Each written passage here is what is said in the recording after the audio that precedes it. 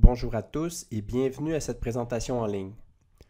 Dans les prochaines minutes, je vous décrirai comment le matériel FormulMath est utilisé pour inverser un cours.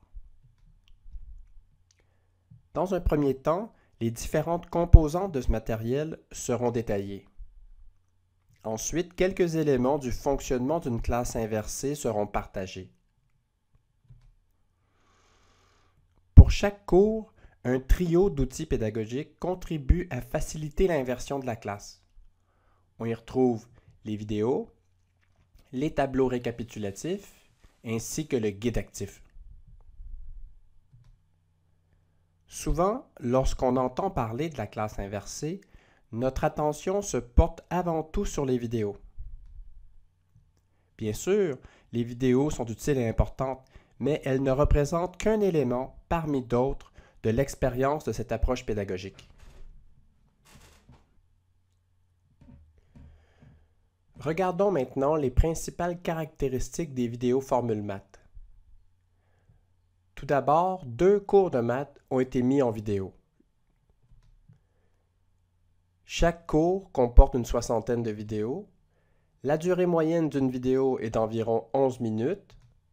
L'objectif est de fournir un support pour l'ensemble de la matière du cours. Enfin, chaque vidéo se termine par un tableau récapitulatif. Faisons un petit détour par le site Internet pour parcourir quelques pages et consulter une vidéo. Nous voici donc sur la page d'accueil du site Internet formulmath.com. Les onglets les plus utilisés sont certainement ceux proposant les vidéos. Tout d'abord, le cours de calcul différentiel en vidéo et ensuite le cours de calcul intégral en vidéo. Chaque cours est structuré à l'aide de 4 modules. Le premier module du cours de calcul différentiel contient 20 vidéos. Les vidéos sont numérotées et pour la première vidéo, son nom c'est la factorisation partie 1 et sa durée 14 minutes 32 secondes. En cliquant sur le lien, on a accès à la vidéo. Allons ensemble regarder des passages de cette vidéo. Je vais en profiter pour vous décrire certaines caractéristiques. D'habitude, des commentaires vocaux explicatifs accompagnent la vidéo. Pour cette présentation en ligne, je les ai coupés pour continuer l'animation. Tout d'abord, on remarque l'utilisation de différentes couleurs pour faciliter la compréhension. Ensuite, chaque section contenant des explications théoriques ou un exemple est encadrée en bleu.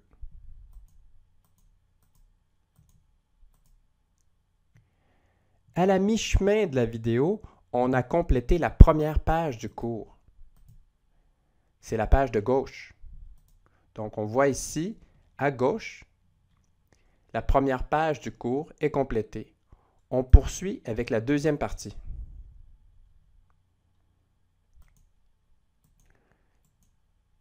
Le cours se poursuit donc. Et lorsqu'on arrive à la fin de la vidéo, on retrouve le tableau récapitulatif. Donc, ce tableau récapitulatif est constitué de 2 pages et ces 2 pages se retrouvent dans le guide actif. Toutes les vidéos du cours ont une structure similaire. Étant donné que chaque vidéo se termine par un tableau récapitulatif, ces 2 cours de maths peuvent être représentés par une série de tableaux. En calcul différentiel, il y a 57 tableaux, donc 57 vidéos, et en calcul intégral, il y a 61 tableaux associés aux 61 vidéos. Depuis 2016, des manuels scolaires accompagnent les vidéos. On les appelle les guides actifs. En plus d'accélérer la prise de notes à partir des vidéos, ces guides proposent une grande variété d'exercices. Justement, consultons des pages de ce manuel.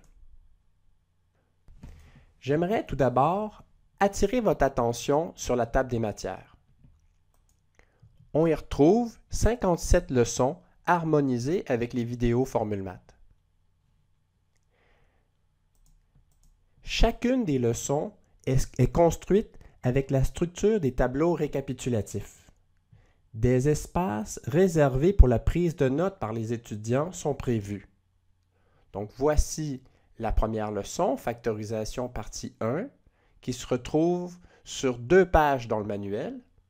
Si on compare avec le tableau récapitulatif, c'est également sur 2 pages et la structure est la même. L'étudiant regarde la vidéo et complète ses notes de cours à même le guide actif. Cette même structure est respectée tout au long du cours. Par exemple, on peut aller à la leçon 38, qui est également sur 2 pages, la leçon 39, 40, 41. On va maintenant dans les tableaux récapitulatifs, donc 38, 40, 39, 40, 41. Pour chacune des leçons, une série d'exercices lui est associée et est clairement identifiée. Allons voir pour la leçon 38.